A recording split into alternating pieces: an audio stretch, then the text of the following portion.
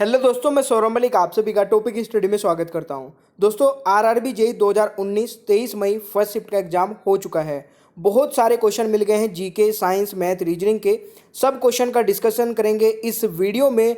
और कहां से सबसे ज़्यादा क्वेश्चंस पूछे जा रहे हैं, किस टॉपिक पे आपको ज़्यादा फोकस करना है, वो सब कुछ भी मैं इस वीडियो में बताने वाला हूं। बस आप इस वीडियो को शुरू से लेकर एंड तक जरूर देखिएगा। सारे सब्जेक्ट एक ही वीडियो में कवर हो जाएंगे। अपने सभी दोस्तों को और अपने सभी ग्रुप में भी जरूर शेयर करिएगा। और अगर आपको वीडियो पसंद आए तो प्लीज़ आपसे छोटी सी रिक्वेस्ट है, वीडियो को लाइक जरूर करिएगा। और अगर आप चाहते हैं सारे इंपॉर्टेंट टॉपिक की वीडियोज़ और जितनी भी पेपर एनालिसिस की वीडियोज़ आएंगी, उन सभी वीडियोज़ का नोटिफिकेशन आपके पास पहुंचता रहे, तो नीचे आपको एक रेड कलर का बटन दिख रहा होगा, उसको दबा करके बेल आइकन को ऑन कर लीजिएगा। आपके पास आगे आने वाली सारी वीडियोस पहुंचना स्टार्ट हो जाएगी। देखिए दोस्तों, स्टार्ट करते हैं आज की वीडियो को। तो पहला क्वेश्चन है दोस्तों, भरतनाट्यम नृत्य कहाँ पर होता है? तो भरतनाट्यम नृत्य आपका तमिलनाडु में होता है दोस्तों। तो याद रखिएगा, ये क्वेश्चन आपका पूछा गया था। तमिलनाडु से रिलेटेड आप कुछ इंपॉर्टेंट इन्फॉर्मेशन जान लीजिए। यहाँ के सीएम है यानी कि चीफ मिनिस्टर पल्लनस्वामी, और गवर्नर है बनवारी लाल पुरोहित, और यहाँ के लोकसभा सीट है 39। देखिए दोस्तों, एक वीडियो मैंने कल बनाई थी, सारे उसमें जो चीफ मिनिस्टर और गवर्नर और कैपिटल सारी मैंने उसमें कवर की है। उसका लिंक नीचे डिस्क्रिप्शन बॉक्स में दे दूंगा वीडियो का, वहां से जाके उस वीडियो को भी देख लेना, क्योंकि चीफ मिनिस्टर और गवर्नर से क्वेश्चंस पूछे जा रहे हैं। नेक्स्ट आपका क्वेश्चन है, चेन्नई सुपर किंग के कप्तान कौन है, यानी कि सीएसके के कप्तान कौन है? तो सभी को पता है, धोनी है। तो ये आपका राइट आंसर हो जाएगा। आईफा अवार्ड 2018 में बेस्ट एक्टर अवार्ड किसको दिया गया? दोस्तों, आपसे ये पूछा गया था। तो बेस्ट एक्टर अवार्ड दिया गया है इरफान खान को। ठीक है, किस मूवी के लिए? हिंदी मीडियम मूवी के लिए इनको दिया गया है। अगर पूछा जाए कि बेस्ट एक्ट्रेस अवार्ड, देखिए एक्स्ट्रा इन्फॉर्मेशन मैं साथ साथ में आपको बताता हुआ चल रहा हूँ, क्योंकि अगर आपसे पूछा गया अभी इस शिफ्ट में बेस्ट एक्टर, तो बेस्ट एक्ट्रेस भी पूछा जा सकता है और भी बहुत सारी चीजें पूछी जा सकती है। ठीक है, तो बेस्ट एक्ट्रेस अवार्ड दिया गया श्रीदेवी को, जो कि मोम मूवी के लिए दिया गया था। ठीक है, और अगर आपसे पूछा जाए कि बेस्ट फिल्म में किसको अवार्ड दिया गया था, तो तुम्हारी सुल्लू, इस मूवी को बेस्ट फिल्म अवार्ड दिया गया था। लोकेशन अगर पूछी जाए कि कहाँ पे हुआ था आईफा अवार्ड 2018, ये हुआ था बैंकॉक थाईलैंड में। अगर पूछा जाए कि किसने होस्ट किया था, करण जौहर और रितेश देशमुख ने ये होस्ट किया था। दोस्तों, अगर आपसे पूछा जाए कि ये कौन से नंबर का अवार्ड था, जो 2018 वाला आईफा अवार्ड, ये 19वां आईफा अवार्ड था दोस्तों, ये भी याद रखेगा। ठीक है, तो जितनी भी एक्स्ट्रा चीज़ें होती हैं वो मैं साथ साथ आपको बताता हुआ चल रहा हूँ, ये बहुत ही ज़्यादा हेल्पफुल रहेगी आप सभी के लिए। नेक्स्ट आपका पूछा गया था कि पानीपत की तीसरी लड़ाई किसके बीच हुई थी? तो पानीपत की तीसरी लड़ाई हुई थी दोस्तों सदाशिवा वर्सेस अहमद शाह दुरानी के बीच हुई थी, ये भी याद रखिएगा। और कब हुई थी? 1761 में याद रखिएगा, 14 जनवरी 1761 में ये भी आ सकता है। उड़ीसा में कौन सा डांस होता है? तो कुछ ऐसा क्वेश्चन था दोस्तों। तो उड़ीसा में डांस होता है उड़ीसी, और यहाँ के जो चीफ मिनिस्टर है वो नवीन पटनायक है, और गवर्नर है गणेशी लाल। तो याद रखिएगा, और लोकसभा सीट यहाँ की 221 है।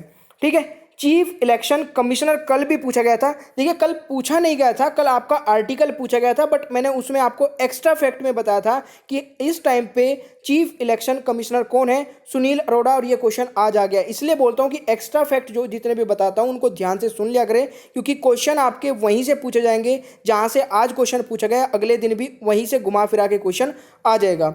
और इलेक्शन कमीशन का आर्टिकल याद रखिए, कल पूछा गया था 324, आगे भी आ सकता है। जम्मू कश्मीर के गवर्नर कौन है? तो ये सत्यपाल मलिक जी हैं, तो ये भी याद रखिएगा, ये भी आज पूछा गया क्वेश्चन है।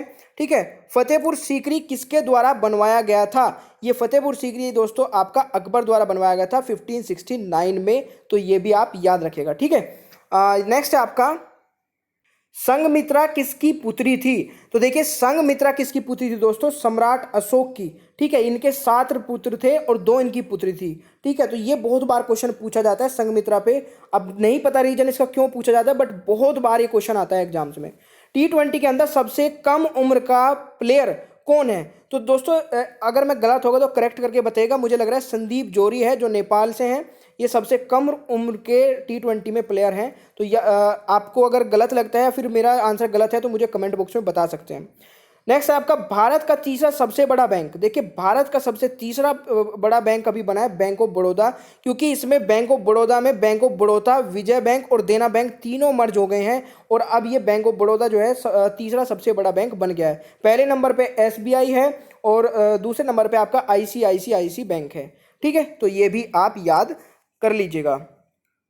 नेक्स्ट आपका क्वेश्चन है, इस क्वेश्चन में पूछा जा रहा है बोरेक्स को लिटिमस पेपर से टेस्ट करने पर कौन सा कलर देगा। तो बोरेक्स को अगर हम लिटिमस पेपर से टेस्ट करेंगे तो ये लाल यानी कि रेड कलर देगा। याद रखिएगा, चींटी के काटने पर कौन सा अम्ल निकलता है। तो फॉर्मिक एसिड, या फिर ये भी पूछा जा सकता है कि चींटी में कौन सा अम्ल होता है। कुछ भी घुमा फिरा के क्वेश्चन आ सकता है, तो फॉर्मिक एसिड आपको याद रखना है। CHO किसको बताता है दोस्तों, अगर आपको इसका आंसर पता होगा तो बताइएगा कमेंट बॉक्स में।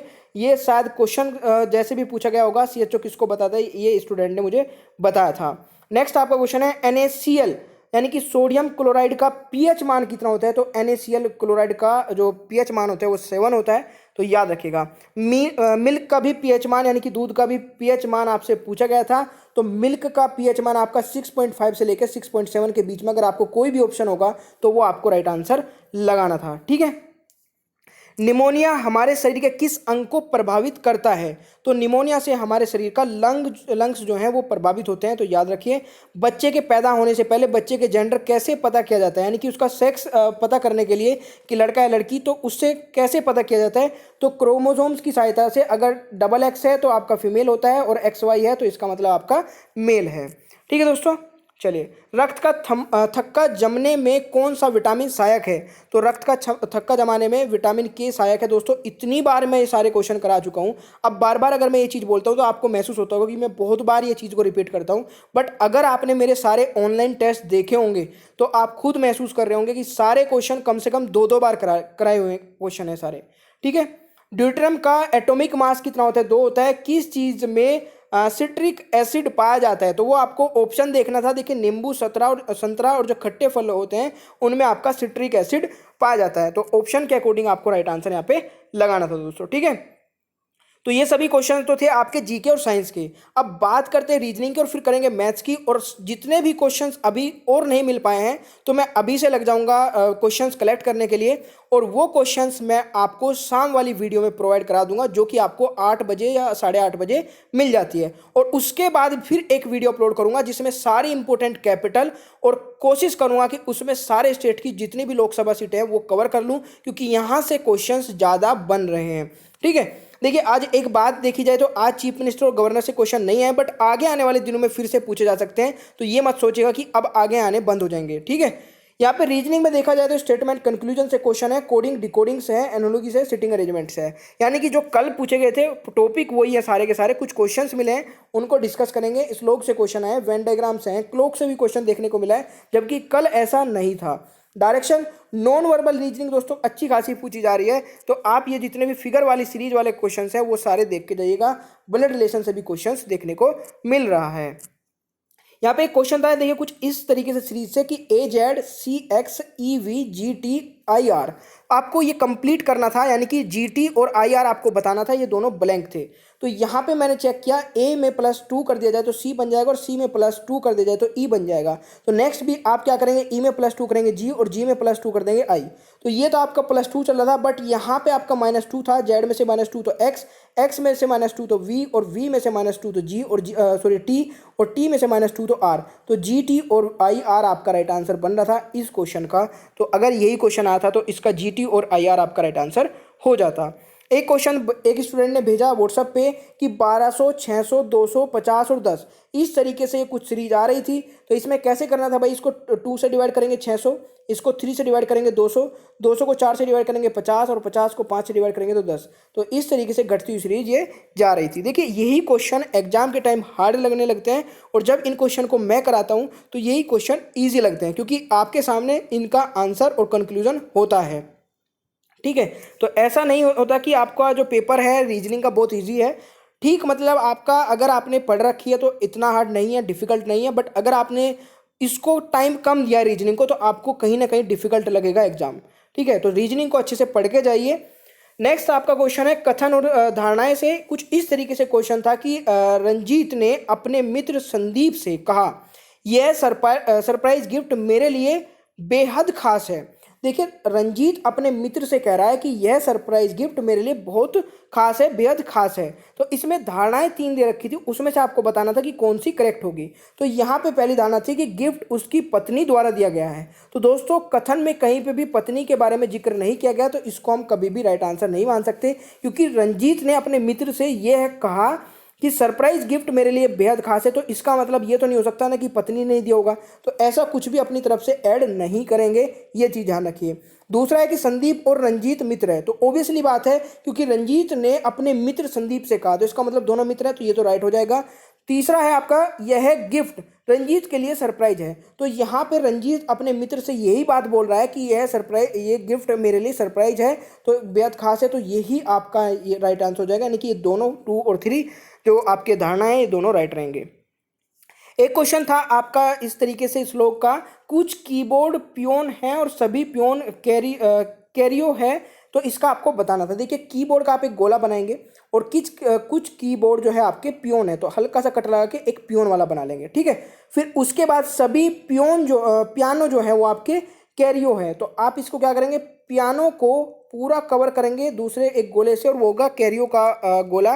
देखिए आप ना अगर वेन डायग्राम बनाना सीख गए, क्योंकि यहाँ पे छोटी सी बात होती है बस। अभी देखिए कैसे, सभी कैरियो पियानो हैं, तो सभी कैरियो पियानो कभी नहीं हो सकते, क्योंकि कैरियो के ऊपर को अगर ये अंदर वाला डायग्राम बाहर होता, उस कंडीशन में सभी कैरी हो सकते थे पियानो, बट अभी नहीं हो सकते हैं, ठीक है। बट यहाँ पे सभी पियानो कैरियो हो सकते हैं, बट सभी कैरियो पियानो नहीं हो सकते, ठीक है। दूसरे वाला है कि कुछ कीबोर्ड कैरियो है, तो कुछ कीबोर्ड बिल्कुल कैरियो हो जाएंगे, क्योंकि यहाँ पे देख रहे होंगे आप पियानो भी हैं कुछ और कैरियो भी है, तो ये वाला आपका राइट हो जाएगा, ठीक है दोस्तों। आई होप कि आपको क्वेश्चन समझ में आ रहा होगा। वेन डायग्राम का एक क्वेश्चन था कि पर्दों, जूते और रेफ्रिजरेटर में आपको रिलेशन बताना था। देखिए पर्दे, जूते और रेफ्रिजरेटर तीनों ही कोई भी रिलेशन नहीं है आपस में, यानी कि कोई भी रिलेट नहीं करते हैं आप एक दूसरे से, तो इसका मतलब तीनों को ही आप अलग अलग शो कर देंगे, तो यही आपका राइट आंसर होगा, ठीक है। आपको चूज करना था जो तीनों फिगरों को अलग अलग शो कर रहा था। देखिए मैथ्स के भी टॉपिक सेम ही रहे मैक्सिमम, तो time and work, pipe and system, SI CI, रेशन, proportion, HCF, LCM, boat and stream, time speed distance का simplification, mensuration, trigonometry, average, age, ये कुछ मतलब चैप्टर जो आपके कल पूछे गए थे वही आज पूछे गए हैं। बस क्वेश्चन का थोड़ा सा फेरबदल हुआ है कि कुछ क्वेश्चंस जो स्टूडेंट ने बताया कि सर जैसा पेपर कल का था, यानी कि किसी से पूछा होगा, तो वैसा पेपर मेरा नहीं आया, एक स्टूडेंट ने ये बताया था। तो कहीं ना कहीं क्वेश्चंस का थोड़ा कम ज़्यादा हो गया होगा कि उसने सोचा टाइम एंड वर्क के ज़्यादा क्वेश्चन आएंगे और दूसरे टॉपिक से ज़्यादा आ गए, तो इसको फेरबदल नहीं कहते हैं। फेरबदल आपका ये देखिए, अगर आपका अर्थमेटिक पूरा का पूरा देखा जाए तो वो एक है, अगर उसमें से आपका किसी चैप्टर से कभी ज़्यादा क्वेश्चन पूछा जा रहा है, किसी में से कम पूछे जा रहे, तो आप उसको ये नहीं बोल सकते कि सर पैटर्न चेंज हो गया, ठीक है। यहाँ पे इस चीज़ का ध्यान रखिए कि सारा अर्थमेटिक अगर आपने पढ़ रखा है तो आप अच्छे स्कोर करके चले जाएंगे, कोई भी टेंशन की बात नहीं है, ठीक है।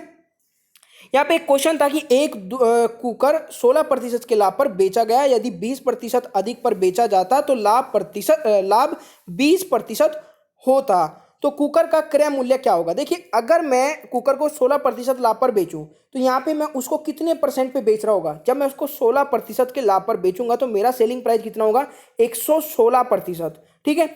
और जब मैं उस कुकर को 20% के लाभ पर बेचूंगा तो मेरा सेलिंग प्राइस कितना होगा, 100 + 20 यानी कि 120%। आप देख पा रहे होंगे कितना इंक्रीमेंट हुआ मेरे सेलिंग प्राइस में, 4% का, और किसकी वजह से हुआ, जब मैंने ये 20 रुपये बढ़ाए थे। क्योंकि यहाँ से दोबारा से क्वेश्चन को पढ़ के देखिए, एक कुकर 16% के लाभ पर बेचा गया, यदि 20 रुपये अधिक पर बेचे जाते तो 20% लाभ अधिक होता है, ठीक है। तो इसका मतलब दोस्तों 4% पर जब आप बढ़ाते हैं तो आपको 20 रुपये बढ़ाने की वजह से 4% बढ़ता है, तो आपको 4% की वैल्यू मिल गई, तो 100% की वैल्यू कितनी होगी ये आपको बताना है, ठीक है। तो बस निकाल लीजिए इसको, 20 को 4 से भाग करिए, 100 से गुणा कर दीजिए, तो 5 × 100 आपका आ जाएगा 500, यानी कि आपका कुकर की जो वैल्यू है वो 500 रुपये है। आई होप कि आपको ये क्वेश्चन समझ में आ गया होगा। नेक्स्ट क्वेश्चन देख लेते हैं दोस्तों। एक क्वेश्चन था कि 9 आदमी 7 घंटे प्रतिदिन कार्य करके एक्चुअली ऐसा क्वेश्चन था, ये क्वेश्चन नहीं था, ऐसा क्वेश्चन आया था कि 9 आदमी 7 घंटे प्रतिदिन कार्य करके 15 दिन में समाप्त कर लेते हैं किसी काम को, और 6 आदमी 9 घंटे प्रतिदिन कार्य करके इस कार्य को कितने दिन में समाप्त करेंगे। तो आपको यहाँ पे क्या करना है कि एक साइड में जितने दिन में काम करता है, जितने घंटे काम करता है, उनको सभी की मल्टीप्लाई एक साइड में करनी है, और जिनसे हमें कार्य कराना है उनकी मल्टीप्लाई एक साइड में करनी है इक्वल का साइन लगा के। तो 9 आदमी 7 घंटे वर्क करके 15 दिन में वर्क को कंप्लीट कर लेते हैं, तो इसका मतलब टोटल वर्क ये हो गया। अब यही काम हमें किससे कराना है, 6 आदमी 9 घंटे प्रतिदिन करके कितने दिन में करेंगे, तो 6 × 9 और मल्टीप्लाई x कर लेंगे, क्योंकि ये वैल्यू हमें निकालनी है। तो यहाँ पे देखिए 9 से तो 9 कट जाएगा, और ये आपका 3 दूनी 6 और 3 पंजे 15, यहाँ पे होगा 7 पंजे 35 और 2x, तो 35/2 यानी कि x की वैल्यू दोस्तों 17.5 आ गई। तो 17.5 दिनों में ये वर्क कंप्लीट हो जाएगा। आई होप कि आपको ये क्वेश्चन भी समझ में आ गया होगा। ठीक है, चलिए कुछ ऐसी टाइप के क्वेश्चंस पूछे जा रहे हैं। और दोस्तों